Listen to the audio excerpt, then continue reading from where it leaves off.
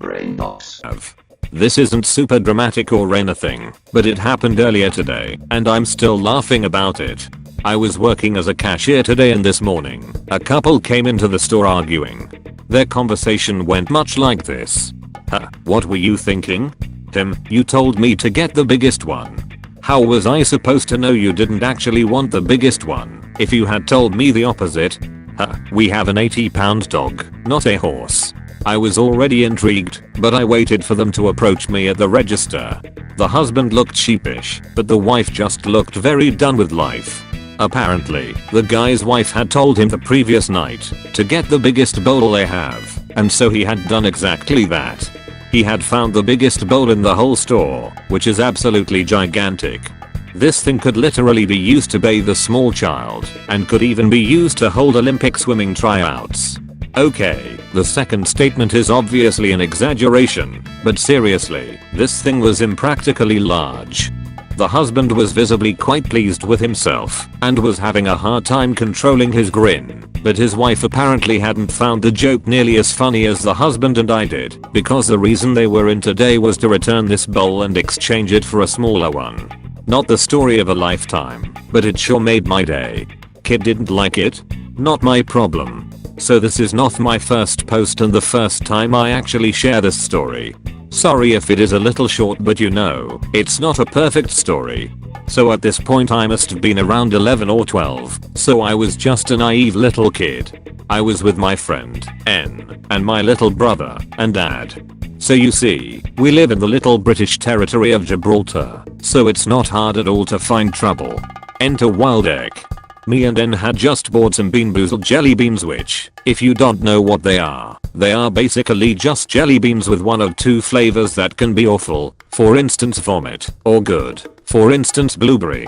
We were just messing around with the different flavors we had when, all of a sudden Nick asks for one. We say no as it'll probably be an awful flavor, but he insists, so we maliciously comply and give him the peach or vomit flavor. If it's not peach, let me know. He got vomit. He runs to his mum, a walking Karen stereotype, and, now I don't remember the exact words, but I remember the gist of things that went down. Why did you give my son these awful beans? Me, he wanted one. Oh yeah. If your mum wanted £100, would you give it to her? Me, it depends on the circumstances. Stop being this rude. Me, you're the one who brought up their kid, to let him think it was okay to demand sweets from strangers. But it's your fault. Me, for what? Warning your kid that the flavor could potentially be puke. She left. Next day I saw her in a Morrison's, complete with her egg. Egg mummy look, the guy with the beans. She growled and quickly left. I have to throw out all this food, alright if you say so. So to start this story I thought it would be better to explain a bit of history first. I worked at a McDonald's where the food that was cooked already was put into trays and a timer was supposed to be set for an expiry. Once the time was up, the food needed to be thrown away and replaced. However, the store manager threatened any employees with warnings if we were to actually throw away the food. This eventually led to the timers not even being used, and food was just replaced when it was used up. This is why a lot of McDonald's food can be so shit, especially the fish, that sat there for at least 4 hours before being used. Cut to when the area manager visited the store. He had noticed that there were no timers being used, that old food was sitting in the trays, and that there was barely any waste, which for a McDonald's is very uncommon. He reams out the store manager, which then reams out managers, which leads to us. I had the biggest grin, because other employees weren't trained to handle food management, so I knew there was going to be so much waste. I sat there and watched everyone fuck up their jobs, just for the end of the night, where we had at least 2 buckets full of wasted food, compared to the usual 1/4 of one. The store manager called me the next day threatening my job as I had been the one to count up the food, and I simply replied with, "You told us throw out the expired food. Is this not what we were supposed to do?" She hung up without even saying a word, and I never heard about it again. Another story somewhat related. A manager thought it would be funny to put 100 cheeseburgers about an hour before close on the screen to see my reaction. While I knew it was a joke, I still had 50 of the patties down and about 20 of the buns through the machine before he realized I wasn't complaining. I could see him worrying so much, and he tried to blame me, but I just acted like the robot they expected and said I was just doing my job.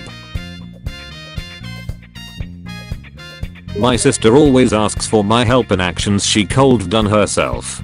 It's common she calls my name, I go and then it's the most stupid thing, and if I don't do she calls me useless, always with the argument that why won't you do it?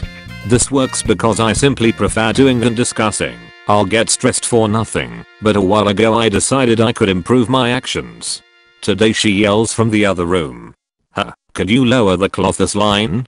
I reach there, and she's browsing on her phone. Note, this is not a hard, heavy, or tall person needed task. I don't know how to do it. I've never done it. She stops using the phone realizing what I'm doing. Just grab the thing, and what? Pull it like that? And then what? Then just lower it. Okay, but do I hold it? I don't understand. Why you asking me? Yeah, just lower it. I'll use it later, okay? Like this? Or lower? No, I guess that's good.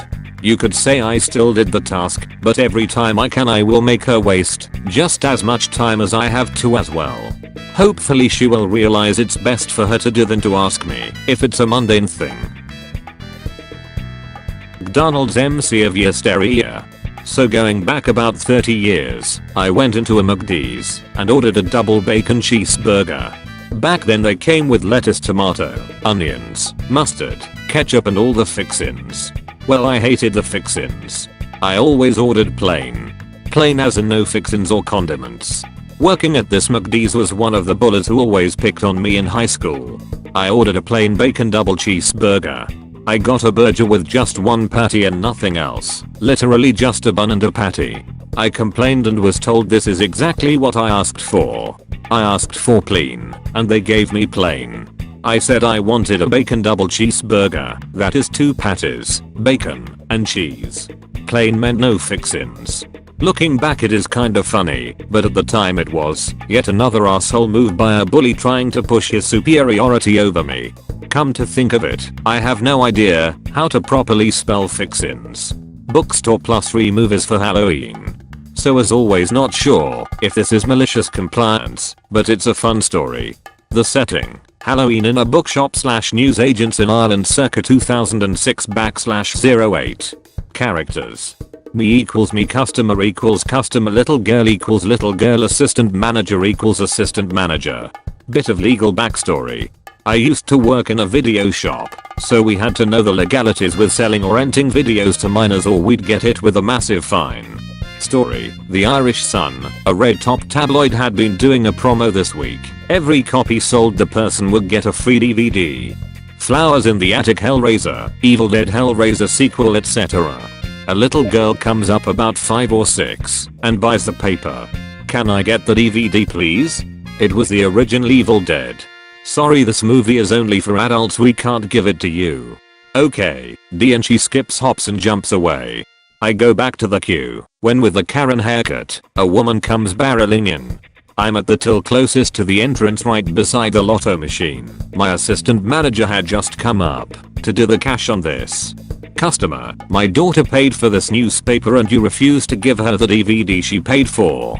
Ass man stops and looks.